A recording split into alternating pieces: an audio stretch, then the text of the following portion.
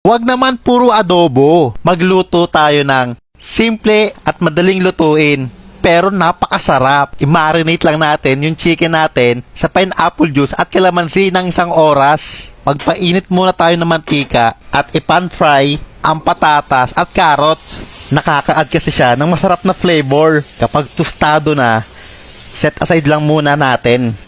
Isunod na natin yung chicken natin kanina.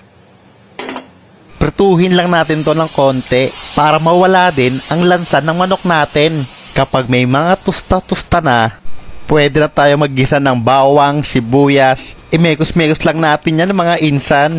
Kapag nag-translucent na at ihalo na natin ang chicken natin at yung pinang-marinate natin kanina, timplahan lang ng patis, paminta, haluin lang po natin at takpan at lutuin. Kapag malapit na maluto ang chicken, ilagay na natin yung carrots, patatas, bell pepper, pineapple chunks, at ang Coco Mama.